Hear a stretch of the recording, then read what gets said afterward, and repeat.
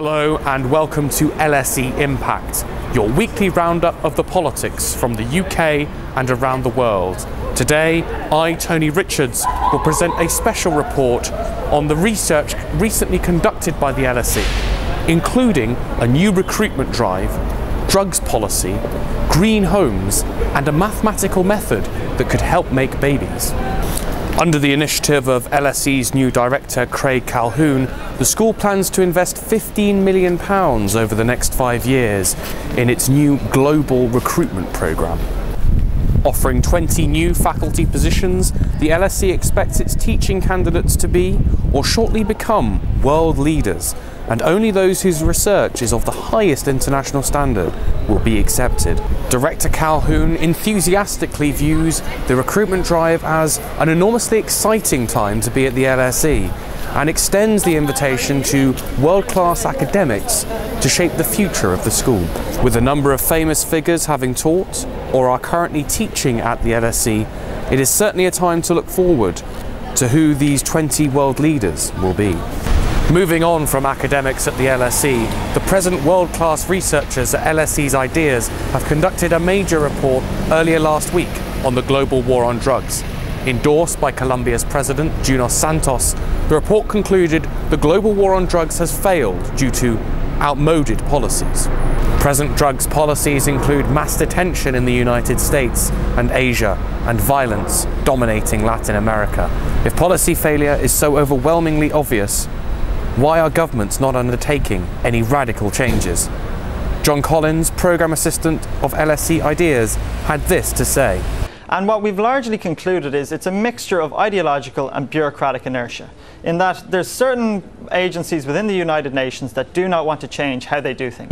The LSE report brands the International Narcotics Control Board as the most closed and least transparent of any entity supported by the United Nations. The INCB is criticised for its support of unspecified policies, especially concerning public health. With the apparent failure on global drugs policy, the question now is, what steps can the INCB and respective governments take to reform the bureaucratic inertia and, most importantly, prevent the unnecessary loss of lives? Meanwhile, experts at the LSE have produced a blueprint that can reduce poverty whilst at the same time tackle climate change. The school's pioneering study, entitled High Hope Rise, has revealed the huge impact the Green Deal could have if consumers are provided with the right education on energy use. Based on a low-income property in one of the most deprived areas of West London, the study found that a £16 million repair has helped residents cut energy bills. Insulation measures were supplied by the Rockwool company, who also commissioned the research.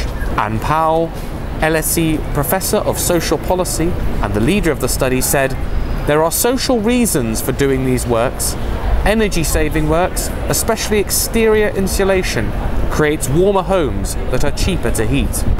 Thomas Helgaard, Managing Director of Rockwool UK, has said the real test will come when we go back to the residents in 2013 and ask them how they found living with the new conditions. Finally, a research developed by the LSE entitled Time for Pregnancy can predict a couple's chances of pregnancy based on how long they've been trying. Dr. Peter Suzu of the LSE has said, after several cycles without pregnancy, it becomes more likely that a couple will have low fertility. Fellow researcher Geraldine Hartshone of Warwick Medical School added, "Many couples are simply not aware that chance plays a big role in becoming pregnant. We can't work out exactly when or if a woman will become pregnant, but this analysis can certainly help predict her chances." According to Suzu, for young couples, the most likely reason for failing to conceive in the first few cycles is simply bad luck.